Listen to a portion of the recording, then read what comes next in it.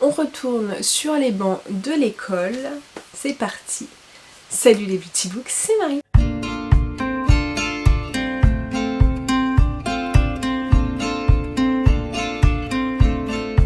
J'espère que vous allez bien. On se retrouve pour ma pile à lire de la Dark Academia Challenge. Alors oui, on a décidé de reprendre un peu le challenge, mais de l'avancer. J'avoue que j'étais un peu frustrée que ce soit en octobre et novembre, donc je me proposais à ce que ce soit en septembre et octobre. Donc Dark Academia pour septembre, Gothic pour octobre.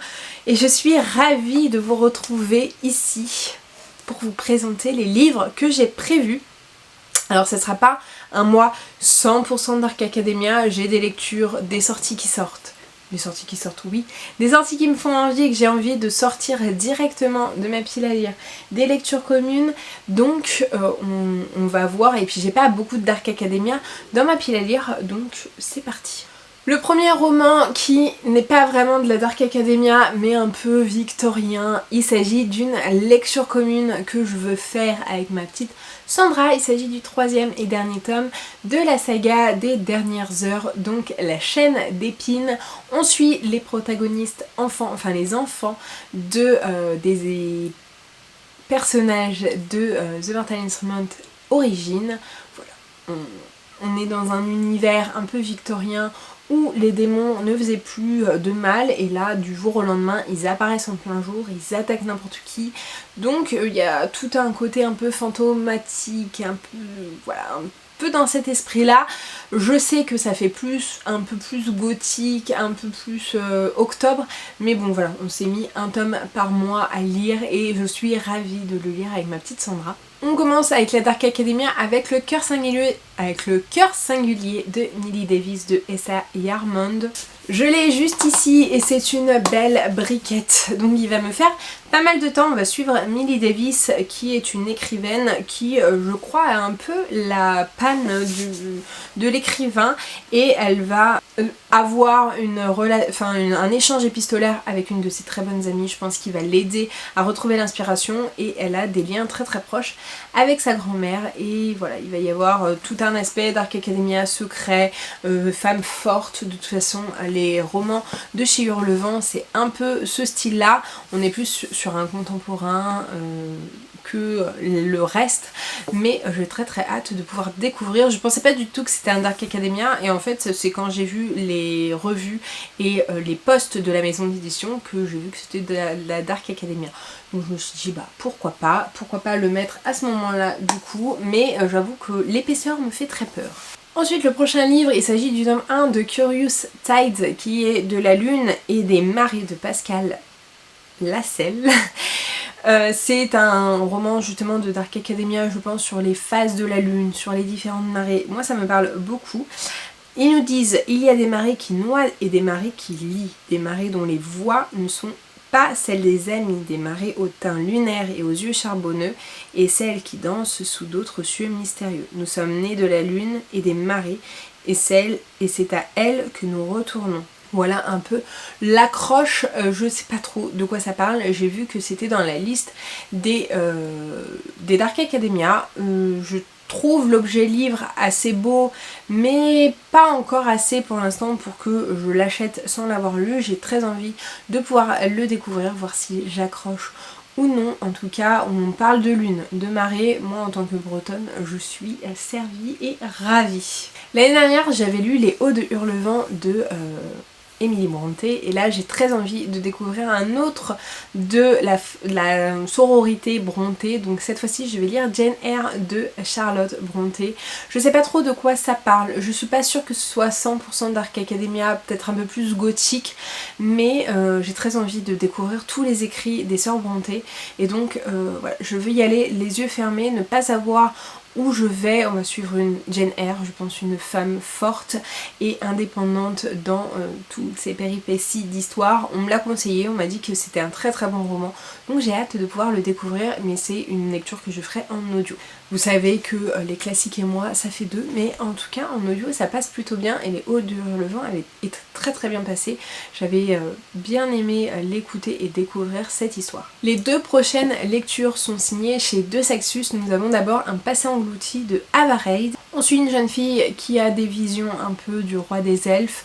Elle se réfugie dans ses auteurs préférés et va se rendre compte qu'il y a tout un monde derrière.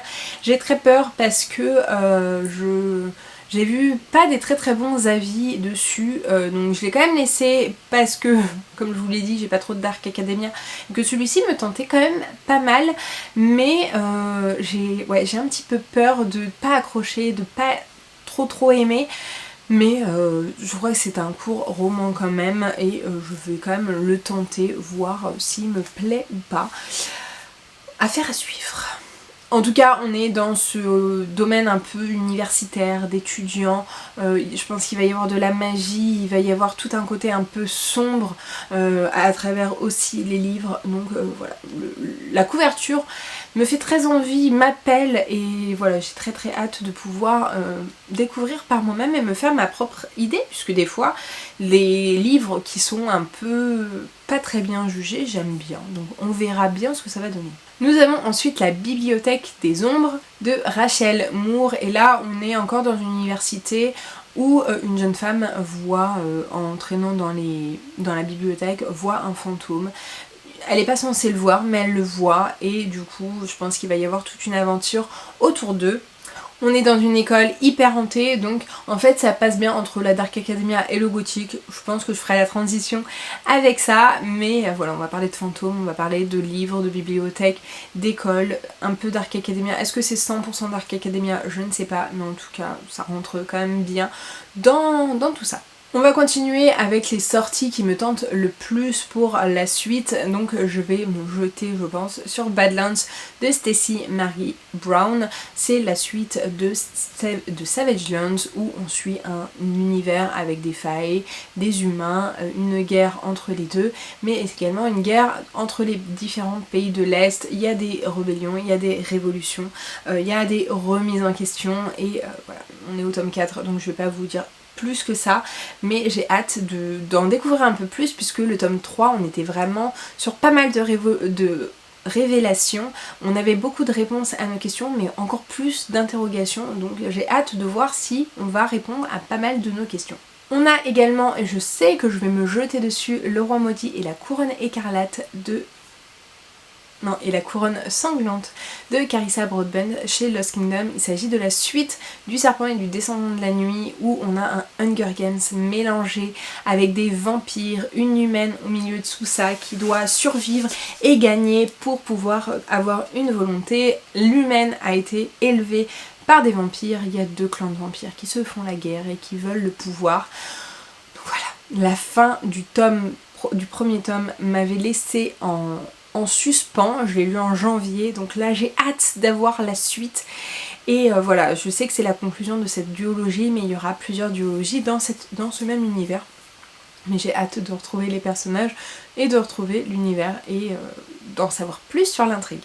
Et on finit avec de Jennifer Lamont Choate puisque je pense que il y a tellement de sorties de Jennifer Lamont Choate que je vais forcément le lire. Il y a la nouvelle saga Wicked de Jennifer Lamont Choate qui sort chez Roncière. Je ne sais pas trop de quoi ça parle. Je ne sais pas si c'est...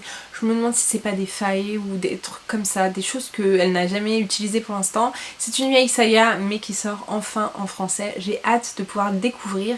Et la deuxième, il s'agit d'une suite cette fois-ci de saga puisque c'est une lumière dans la flamme qui est le tome 2 d'une Ombre dans la braise qui me fait très envie, qui est un spin-off du sang et de la cendre où voilà, on va suivre des divinités et on va comprendre aussi le début de l'univers du sang et de la cendre et qui est très important à lire entre les tomes 4 et 5 du sang et de la cendre, mais je sais que il sort mi-septembre, je vais me jeter dessus. Alors est-ce que j'aurai le temps de le finir pour septembre? Je n'en suis pas si sûre, mais j'ai très hâte de pouvoir découvrir la suite parce que je suis trop impatiente. Bref, voilà pour ma petite pile à lire spécial septembre, spécial Dark Academia, spécial rentrée. N'hésitez pas à me dire comme d'habitude ce que vous avez prévu de lire, si vous avez lu un de ces romans. N'hésitez pas comme d'habitude à liker la vidéo, à la commenter et à vous abonner. Je vous mets juste ici pour vous abonner, ici ma dernière vidéo, et en attendant une prochaine vidéo, je vous fais de très gros bisous et je vous dis à très bientôt. Ciao!